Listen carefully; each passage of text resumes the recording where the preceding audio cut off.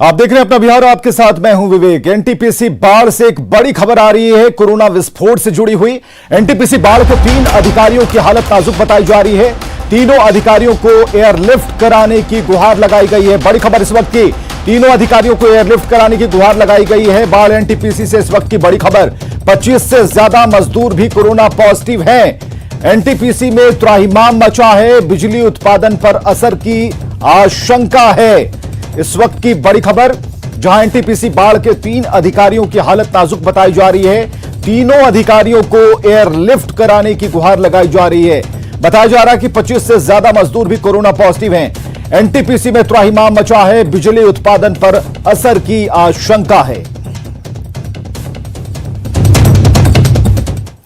एक तरफ अस्पतालों में लोगों का इलाज नहीं हो रहा, वहीं अररिया सदर अस्पताल में 6 वेंटिलेटर धूल फांक रहे हैं।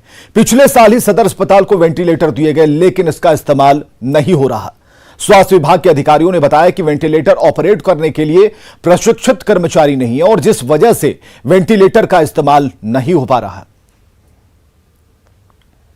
कोरोना के लिए संजीवनी माने जाने वाली जो वेंटिलेटर है, अररिया सदर अस्पताल में धूल फांक रहा है। तस्वीरों में साफ तौर पर आप देख सकते हैं कि अररिया सदर अस्पताल को एक वर्ष पहले यहाँ 6 वेंटिलेटर मिला था, जो अभी धूल फांकता हुआ नजर आ रहा है। दूसरी तस्वीर हम यहाँ पर दिखलाना चाहेंगे कि अररिया सदर अस्पताल के इस वार्ड में करीब 6 वेंटिलेटर है, जो यहाँ पर जो प्रशिक्षित लोग नहीं हैं, जो इसको ऑपरेट नहीं कर पा रहे हैं, ऐसे लोगों की कमी की वजह से धूल फांकता हुआ नजर आ रहा है। यह जो तस्वीर आप देख रहे हैं अररिया सदर अस्पताल की है, और यहाँ पर जो लाखों रुपए की राशि से जो वेंटिलेटर लाया गया था, वो बाथरूम के बाहर जो है कचरे के समान पड़ा हुआ है। हम बतला दें कि जिले में 4 लोगों की मौत जो है वो कोरोना की वजह से हो गई है, और जो वेंटिलेटर जो लगाया गया है, हम बतला दें कि सबसे बड़ी बात, अररिया सदर अस्पताल में जो 6 वेंटिलेटर चल क्यों नहीं रहा है, इसकी जानकारी देने वाले जो अधिकारी हैं वो मौन साधे हुए हैं, वो कुछ बतला नहीं रहे। हालांकि सदर अस्पताल के जो स्वास्थ्य विभाग के कुछ अधिकारी हैं, उन्होंने कहा है कि जो प्रशिक्षित लोगों की कमी की वजह से, आखिर जो 6 वेंटिलेटर लाखों रुपए की राशि से 1 वर्ष पहले आया है, उसे ऑपरेट करेगा कौन? तो साफ तौर पर आपने देखा कि अररिया सदर अस्पताल में लाखों रुपए की राशि से जो वेंटिलेटर आया है वो धूल फांकता हुआ नजर आ रहा है। हालांकि स्वास्थ्य विभाग के अधिकारियों ने बताया है कि प्रशिक्षित लोगों की कमी की वजह से लाखों रुपए की राशि से यह मशीन तो आ गई है, लेकिन जो उन्हें इस मशीन को ऑपरेट करेंगे, ऐसे लोगों की साफ तौर पे कमी है। इस वजह से यह 6 वेंटिलेटर जो है यहाँ पर धूल फांकता नजर आ रहा है। सबसे बड़ा सवाल जिला प्रशासन और सरकार के लिए कि अररिया जिले में 4 लोगों की जो मौत हो गई है, यदि ये वेंटिलेटर चालू हुआ रहता तो ऐसे लोगों की शायद जान बच सकती थी। सतीश कुमार, न्यूज़ 18 अररिया। कटिहार सदर अस्पताल में वेंटिलेटर व्यवस्था कोमा में है। अस्पताल में वेंटिलेटर चालू हालत में है, लेकिन इसका इस्तेमाल नहीं हो रहा। दरअसल अस्पताल में वेंटिलेटर को ऑपरेट करने वाले एक्सपर्ट कर्मचारी नहीं हैं, जिससे मरीजों को सुविधा नहीं मिल पा रही।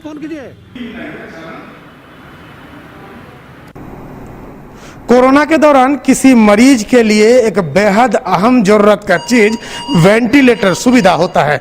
राहत की बात यह है कि कटिहार सदर अस्पताल में 4 वेंटिलेटर की व्यवस्था है। आप देख सकते हैं इस तरह का 4 वेंटिलेटर की व्यवस्था है। हालांकि इस रूम तक पहुंचना बेहद मुश्किल है, लेकिन हम लोग आप लोग को जानकारी सही पहुंचाने के लिए यहाँ तक पहुंचे।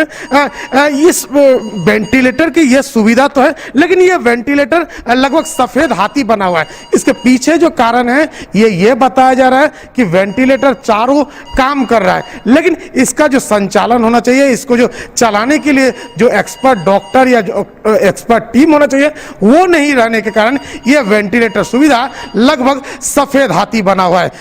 आश्चर्य की बात है, जिस दौर में वेंटिलेटर सुविधा के लिए लोग त्राहिमाम हैं, लोगों के जान पर बनी हुई है, वहीं कटिहार सदर अस्पताल में 4 वेंटिलेटर की सुविधा रहने के बावजूद लोगों के लिए यह सुविधा महज इस कारण से उपलब्ध नहीं हो पा रहा है क्योंकि इसके संचालन के लिए जो डॉक्टर या एक्सपर्ट के टीम होना चाहिए वो नहीं है। तो सबसे पहला जरूरत यह है कि इस वेंटिलेटर सुविधा या संचालन के लिए जो एक्सपर्ट की टीम हो वो जल्द से जल्द उपलब्ध हो ताकि जो सीमांचल का ये बड़ा शहर कटिहार के लोगों के लिए यह सुविधा उपलब्ध हो पाए। सुब्रत, न्यूज़ 18 कटिहार। सुपौल सदर अस्पताल में भी बड़ी लापरवाही सामने आई। 6 वेंटिलेटर और 10 महीने से ये लोग बेकार पड़े हैं। मरीजों को इसका कोई फायदा नहीं मिल पा रहा। वेंटिलेटर जस के तस रखे हैं और जिले में हर दिन 60 से ज्यादा मरीज मिल रहे हैं, लेकिन उनका इलाज सदर अस्पताल में करने के बजाय डीएमसीएच रेफर किया जा रहा है। इस वक्त एक वेंटिलेटर की सख्त जरूरत है। वेंटिलेटर की कमी की वजह से लोग काल के गाल में समा रहे हैं। ऐसे हालात में सुपौल में एक नहीं बल्कि 6 वेंटिलेटर जंग खा रहे हैं। ये सारे वेंटिलेटर पीएम केयर फंड के तहत सदर अस्पताल में भेजी गई थी, लेकिन 10 महीने से मशीनें यूं ही रखी हुई हैं। इन वेंटिलेटर्स को जून 2020 में ही लाया गया था, लेकिन बेपरवाही की वजह से ये वेंटिलेटर जरूरतमंदों के काम नहीं आ सके। वो भी तब जब सुपौल में रोजाना 60 से अधिक लोग कोरोना की चपेट में आ रहे हैं और उनका इलाज करने के बजाय उन्हें डीएमसीएच रेफर किया जाता है, जिसकी वजह से डीएमसीएच पर मरीजों का बोझ बढ़ता जा रहा है। दरअसल भवन तो काफ़ी बड़ा है सुपौल सदर अस्पताल का और इसकी व्यवस्थाएं भी काफ़ी अच्छी हैं, लेकिन चिकित्सक और ऑक्सीजन के अभाव में ये आइसोलेशन और वेंटिलेटर वार्ड आज तक शुरू नहीं हो पाया है। अब देखना होगा कि सरकार इस मसले पर आगे की क्या कार्रवाई करती है और आशा करते हैं कि कोविड के इस संक्रमण काल में ये वार्ड जल्द से शुरू हो जाए। बिहार में ऑक्सीजन सिलेंडर की बढ़ी मांग के बीच दरभंगा से सुकून देने वाली खबर। जिला प्रशासन की पहल पर स्वास्थ्य केंद्रों और निजी अस्पतालों को ऑक्सीजन सिलेंडर की अब कमी नहीं होने दी जाएगी।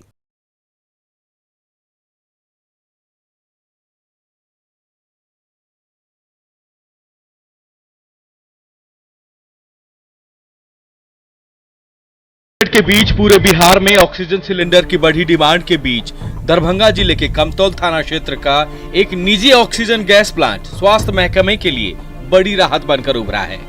डीएमसीएच में बढ़ते कोविड मरीजों के बीच बढ़ी ऑक्सीजन सिलेंडर की डिमांड को पूरा करना अस्पताल प्रबंधन के लिए मुश्किल भरा काम था, लेकिन डीएम की पहल पर इस प्राइवेट ऑक्सीजन प्लांट को फौरन गैस आपूर्ति का निर्देश दिया गया है ताकि मिथिलांचल के इस सबसे बड़े अस्पताल में मरीजों को ऑक्सीजन की कमी किसी हाल में ना हो।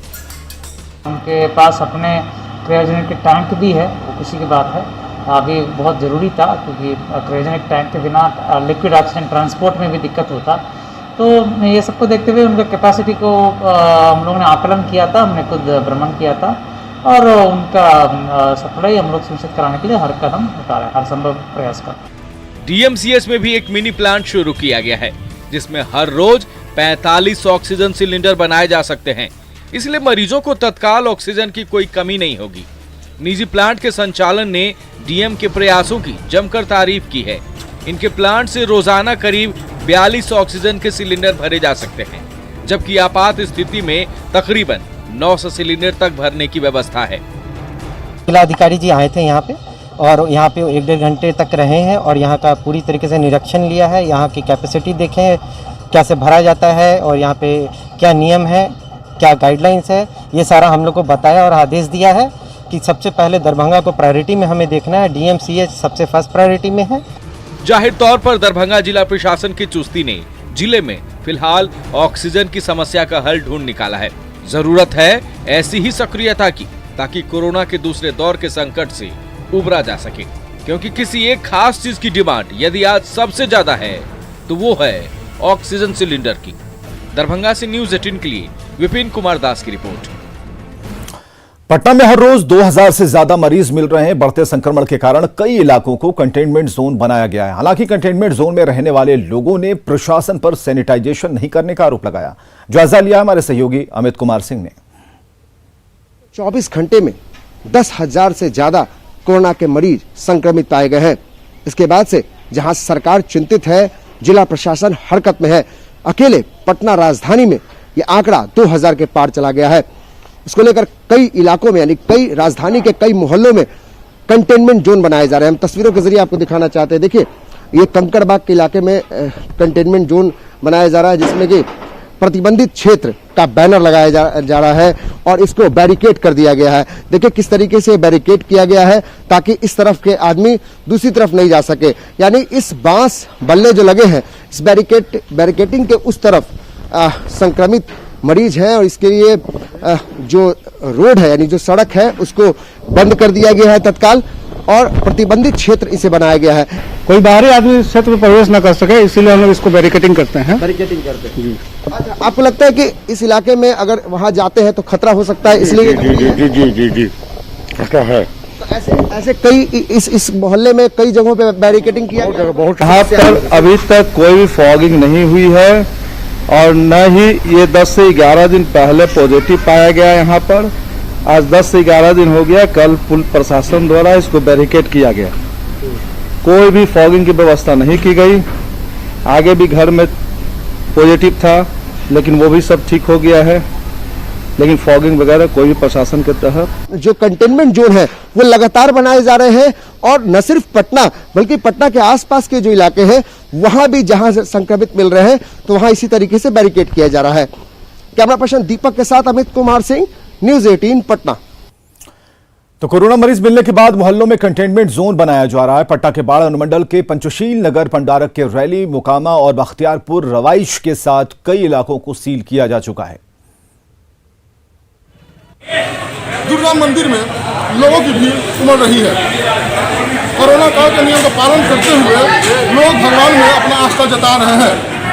अभी हम खड़े हैं बाढ़ के स्टेशन दुर्गा मंदिर में, जहां सुबह से ही लोग पूजा अर्चना कर रहे हैं। हमारे साथ मंदिर के कुछ लोग हैं, उनसे पूछते हैं कि कोरोना काल में कितना गाइडलाइन पालन हो रहा है। पंडित जी बताया जाए कितना गाइडलाइन पालन किया जा रहा है कोरोना काल का? कितना गाइडलाइन पालन किया जा रहा है कोरोना काल? सभी मास्क लगाए हुए हैं, पट बंद है मंदिर का और अंदर पुजारी और ब्राह्मण मिलके कराते हैं। आज नवमी है, थोड़ा सा श्रद्धा है पब्लिकों में, थोड़ा मास्क लगा करके सब थोड़ा सा हवन कर लिए हैं क्योंकि आज पाठ विसर्जन है, हवन है, इसलिए माता दुर्गा का सबकी आस्था और विश्वास है, इसलिए अपना बाबा भी उसका पूरा अनुपालन कर रहे हैं और हम लोग भी उनके साथ पूरा साथ दे रहे हैं और सभी लोग मास्क पहनकर आज हवन भी हम लोग किए हैं और देवी में सबकी आस्था है तो आज हवन पूजन हुआ है। अब थोड़ी देर में आरती होगी, उसमें हम लोग सब भाग लेंगे। तो देवी में आस्था है और आस्था है तो विश्वास है। अनिरुद्ध, न्यूज़ 18। कोरोना की तेजी से बढ़ते मामलों को देखते हुए मधुबनी जेल में भी खास इंतजाम किए गए हैं। कैदियों को परिजनों से मिलने के लिए ई मुलाकात की व्यवस्था की गई है। कैदियों की परिजनों से वर्चुअल मुलाकात कराई जा रही है। यहाँ जेल के अंदर ये कैदियों को मुलाकात के लिए ई मुलाकात यानी वर्चुअल मीटिंग का एक ये व्यवस्था यहाँ की गई है।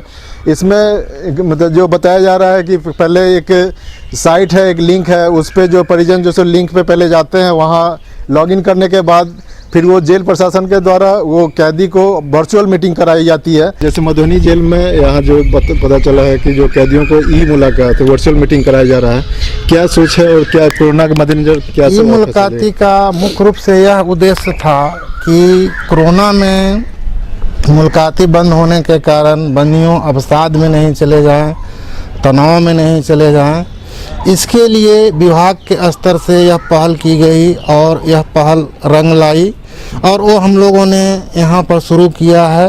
लगभग 20 से 25 बंदी यहाँ पर कर चुके हैं। ये भी देख सकते हैं कि मधुबनी यहाँ जेल के अंदर बाहर से जो कोई आते हैं पहले उनका यहाँ स्क्रीनिंग भी किया जा रहा है, जो उसकी भी यहाँ व्यवस्था है। जेल के अंदर मतलब ये ध्यान रखा जा रहा है कि कोई भी ऐसा शख्स जो अगर कहीं बाहर से आ रहा है तो उसकी एंट्री तभी हो पाएगी जब वो पूरी तरह से कोरोना से ये सुरक्षित हो, वहाँ कोरोना संक्रमित ना हो। तो ये मधुबनी जेल में कहा जा सकता है कि कोरोना को लेकर काफ़ी सावधानी बरती जा रही है और फिलहाल ये इसका यहाँ असर भी है। अभी यहाँ 1000 से अधिक कैदी हैं लेकिन अभी स्थिति यहाँ सामान्य है। अमित रंजन, न्यूज़ 18 मधुबनी। कोरोना की वजह से लोगों का घर लौटना जारी है। इसका अंदाजा इस बात से लगाया जा सकता है कि बिहार से बाहर जाने वालों की संख्या कम हो रही है, जबकि लौटने वालों की संख्या लगातार बढ़ती जा रही है। पटना एयरपोर्ट पर पिछले 3 दिनों में 7 से 8 हजार लोग आए हैं, जबकि जाने वालों की संख्या करीब 3000 है। जिस तरह से कोरोना की दूसरी लहर पूरे देश में फैल गई है, देश के कई राज्य हैं जहां लाखों की संख्या में मरीज हो गए हैं। पटना में भी और खास करके बिहार में भी कोरोना पॉजिटिव की संख्या लगातार बढ़ रही है। लेकिन एक बात सामने आई है कि पटना से बाहर जाने वाले यात्रियों की संख्या अब कम हो गई है। जहां रोज पटना आने वाले यात्री 7 से 8 हजार तक हैं, वहीं जाने वाले यात्री मात्र 2 से 2.5 हजार ही हो रहे हैं। प्रतिदिन यह आंकड़ा घटता ही जा रहा है और इसका सीधा कारण है कि जो बाहर में बिहार राज्य के निवासी हैं वो तो अपने राज्य लौट रहे हैं, लेकिन जो बाहर जाने वाले थे उनकी संख्या कम हो रही है क्योंकि देश भर में कोरोना काफी तेजी से फैल रहा है। न्यूज 18 के लिए पटना से धर्मेंद्र कुमार। स्वास्थ्य मंत्री मंगल पांडे ने फिलहाल बिहार में लॉकडाउन से इनकार किया है। उन्होंने कहा कि ये अंतिम विकल्प है। न्यूज 18 से खास बातचीत में उन्होंने जल्द ही बेड और ऑक्सीजन की कमी को दूर करने का भरोसा दिलाया। साथ ही उन्होंने बिना लक्षण वाले मरीजों से बड़े अस्पताल के बजाय हेल्थ सेंटर में इलाज कराने की अपील की है। स्वास्थ्य मंत्री मंगल पांडे से बात की रजनीश कुमार ने। लेकर बेड की किल्लत खत्म नहीं हो रही है। ऐसे में स्वास्थ्य मंत्री मंगल पांडे से ही जानते हैं कि स्थिति लगातार बिगड़ती जा रही है। सर, अस्पतालों में बेड फुल बताया जा रहा है, वहीं ऑक्सीजन सिलेंडर की भी आपूर्ति की बात कही जा रही है, लेकिन ऑक्सीजन सिलेंडर अस्पताल कह रहा नहीं। ऑक्सीजन की आपूर्ति को सामान्य किया गया है और NMCH जो डेडिकेटेड कोविड हॉस्पिटल है वहाँ पर्याप्त बेड उपलब्ध हैं। इसके अतिरिक्त विभिन्न जो अन्य अस्पताल हैं वहाँ भी बेड बढ़ाने का काम हम लोग कर रहे हैं। 2 दिनों के अंदर राजेंद्र नगर में जो आई हॉस्पिटल है वहाँ 100 बेड शुरू हो जाएगा। साथ ही IJMS में भी जो बेड बढ़ाने की बात हुई थी वो भी बेड 75 से 100 बेड 1 से 2 दिन में बढ़ जाएगा। वहाँ सारे जो आवश्यक सामग्री है वो मंगा लिए गए हैं। उसी प्रकार से राजेंद्र नगर हॉस्पिटल में भी हो गया और PMCH में भी बेड बढ़ाने की कोशिश की जा रही है। सर, रेलवे से आप लोगों ने बात की थी और रेलवे ने भरोसा दिया था कि कंपार्टमेंट हम शुरू करेंगे कोविड मरीजों के लिए, उसका क्या हुआ? नहीं, अभी उस स्तर की जरूरत जब पड़ेगी तो हम लोग करेंगे। अभी तो अस्पतालों में जिनको जरूरत है बेड मिल ही रहा है। NMCH में पर्याप्त बेड हमारे पास। हाथ तो नहीं खड़ा करेंगे? नहीं, NMCH में अभी पर्याप्त बेड हमारे हैं और विभिन्न अस्पतालों में मरीजों का इलाज चल रहा है। हम तो बार बार लोगों से अपील कर रहे हैं कि अभी भी जो राज्य सरकार के पास हमारा डेडिकेटेड कोविड हेल्थ सेंटर है जो सभी जिलों में है और कोविड केयर सेंटर है, इन दोनों जगहों पर ऑक्सीजन के भी बेड्स उपलब्ध हैं। मैं आम लोगों से अपील कर रहा हूं कि जो एसिम्टोमेटिक पेशेंट हैं या डॉक्टर जिनको आइसोलेट होने के लिए या कोविड केयर सेंटर में रहने के लिए कहते हैं वो वहाँ जाएं, वहाँ उनको सुविधाएं दी जा रही हैं। यदि उसके ऊपर के सेंटर की जरूरत पड़ेगी तब तो फिर ये अस्पताल हैं ही। रेमडेसिविर इंजेक्शन की किल्लत है लगातार। आपने पूरे प्रोसेस को बता दिया था कि ऐसे मिलेगा, अस्पतालों को मुहैया कराने की बात कही थी। अब भी जो इंजेक्शन है उसकी कालाबाजारी की खबर सामने आ रही है। मेरे पास जो भी देखिए राज्य में जो भी आपूर्ति आ रही है रेमडेसिविर की, उसको अस्पताल वाइज और जिला वाइज अलॉट किया जा रहा है ड्रग कंट्रोलर के द्वारा। ड्रग कंट्रोलर मॉनिटर कर रहे हैं उस चीजों को। पटना के जो अस्पताल हैं उन अस्पतालों में जहां मरीज जिस संख्या में है उसके अनुपात में रेमडेसिविर उनको दिया जा रहा है। कल विभिन्न जिलों को भी देर शाम अलॉट किया गया है, कुछ जो उपलब्ध मात्रा था उसमें। दिल्ली में स्थिति खराब हुई तो वहाँ की सरकार ने 1 सप्ताह के लिए लॉकडाउन कर दिया। झारखंड में उसी तरह से किया गया, तो बिहार में भी 10,000 का आंकड़ा पार कर गया है। अब लग रहा है कि नाइट कर्फ्यू से काम चलेगा। अभी हम लोगों ने 2 दिन पहले नाइट कर्फ्यू लगाया है, थोड़ा और परिस्थिति का आकलन कर रहे हैं। हम लोगों के पास 1 साल का अनुभव है। हम लोगों के पास पिछले मार्च की तुलना में बहुत अधिक साधन है। पिछले बार तो कुछ नहीं था कोरोना से संबंधित, जांच तक की व्यवस्था नहीं थी देश में भी राज्य में भी। अब हमारे पास संसाधन काफी हो गए हैं, डॉक्टरों को अनुभव हो गया है। जो प्रोटोकॉल ट्रीटमेंट का है वो लोगों को कुछ हद तक मालूम है, सभी डॉक्टर उस तरीके से काम कर रहे हैं। तो हम इन अनुभवों का भी इस्तेमाल कर रहे हैं, संसाधनों का भी इस्तेमाल कर रहे हैं और कोशिश कर रहे हैं जान भी जहान भी दवाई भी कड़ाई भी। लग सकता है ऐसा लग रहा है? नहीं, देखिए ये तो बिल्कुल अंतिम उपाय होता है। पिछली बार हम लोग के पास कुछ नहीं था, तब अचानक में ये हम लोगों ने निर्णय किया था। इस बार मैंने कहा अनुभव भी है हम लोगों के पास और पिछले वर्ष की तुलना में संसाधन भी है। कैमरामैन अजय दुबे के साथ रजनीश कुमार, न्यूज 18 पटना। और कोविड मरीजों के लिए पटना के मेदांता अस्पताल में तैयारियां चल रही हैं। सीएम नीतीश कुमार ने ग्रुप के चेयरमैन से बात की, जिसके बाद पटना के मेदांता अस्पताल में 100 बेड शुरू करने की तैयारी चल रही है। मेदांता अस्पताल के एमडी डॉक्टर अरुण कुमार से बात की सहयोगी रजनीश ने। तो हम सीधे बात करेंगे, मेदांता के एमडी हैं डॉक्टर अरुण कुमार हमारे साथ। सर, बड़ा अस्पताल है और लोगों को उम्मीद है इस अस्पताल से। मेदांता, जयप्रभा मेदांता इस नाम से हम यहाँ स्थापित हो रहे हैं। हम भी चाहते हैं कि इस आपदा की घड़ी में बिहार की जनता की सेवा करें। हमारे चेयरमैन डॉक्टर नरेश तिरहान जी ने स्पष्ट रूप से निर्देश दिया है कि हम पूरी तैयारी शीघ्र करें और जितनी से जितनी सेवा और सहायता कोविड से लड़ने में हम बिहार की जनता को पहुंचा सकें, हम जल्द से जल्द करें। और हम इसी स्तर पर, युद्ध स्तर पर तैयारी करें। हम कर चुके होते, अभी तैयारी स्टार्ट भी कर दिए होते, प्रारंभ भी हमने कर दिया होता। दुर्भाग्य ये हुआ कि हमारी तैयारी जो चल रही थी वो 1 जुलाई के तिथि से चल रही थी और उस वक्त ये कोविड का ये प्रकोप हमारे नज़र के सामने था नहीं। ये आपदा तो जैसा आप जानते हैं कि अप्रत्याशित रूप से अचानक आई और हम इसमें थोड़ा सा तैयार नहीं थे कि हम इतनी जल्दी शुरू करेंगे। फिर भी माननीय मुख्यमंत्री जी का निर्देश हुआ, अन्य पदाधिकारियों का, स्वास्थ्य विभाग का, पटना जिलाधिकारी महोदय ने भी आग्रह किया।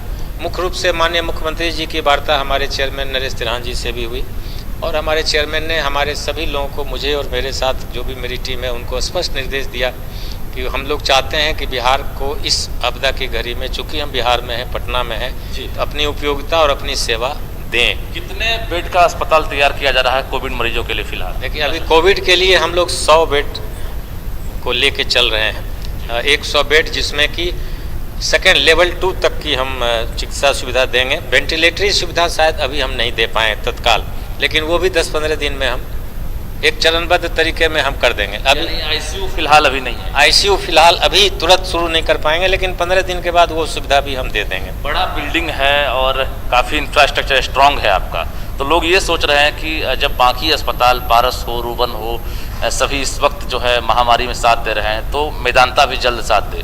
रजनीश कुमार, न्यूज़ 18, पटना। प्रसिद्ध लोक गायिका चंदन तिवारी की मां रेखा तिवारी का निधन हो गया है। रेखा तिवारी पिछले कुछ दिनों से बीमार चल रही थीं। करीबियों की माने तो रेखा भी प्रसिद्ध लोक गायिका थीं और चंदन तिवारी ने भी अपनी मां से ही संगीत की शिक्षा ली। लोक गायिका रेखा तिवारी के निधन के बाद पूरा कलाकार परिवार शोक में डूबा है।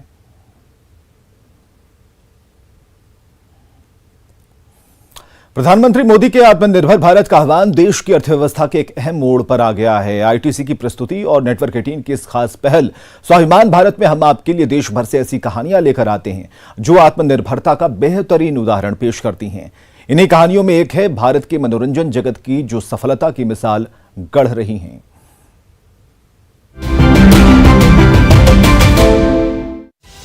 कॉमेडी मनोरंजन की नई लहर है जिसे हर कोई पसंद कर रहे हैं और स्टैंड अप कॉमेडी आज भारत में बड़ा व्यवसाय बन चुका है। स्टैंड अप कॉमेडी के साथ जुड़े सामाजिक और राजनीतिक पहलुओं ने भारत के युवाओं के साथ इसे बेहतर तरीके से जोड़ा है, जो ऑनलाइन इसके सबसे बड़े उपभोक्ता हैं। Now in the last few years what's happened is that a lot of live stand up comedy has started happening. So people are now more open to the idea of paying to watch live stand up, which was not happening 10 years ago when we started. Comedy के अलावा आज पौराणिक कथा शैली भी पसंद की जा रही है। लेखकों की बढ़ती संख्या के कारण नियमित रूप से उपन्यास बाजार में आ रहे हैं जो बेस्ट सेलर सूचियों पर अक्सर अपना नाम दर्ज करते हैं। Indians have inherited this great storytelling tradition. Across Asia, Ramayana and Mahabharata and many of the local epics or the Tamil epics and other things have influenced a lot of cultures. They gave birth to many kind of art forms, not only in India but in places of extended India perhaps like Cambodia, Indonesia, even up to Japan. जैसे जैसे भारत में मनोरंजन की दुनिया digital परिवर्तन से गुजर रही है, देश अपनी संस्कृति और विरासत से प्रेरणा लेकर आगे बढ़ रहा है।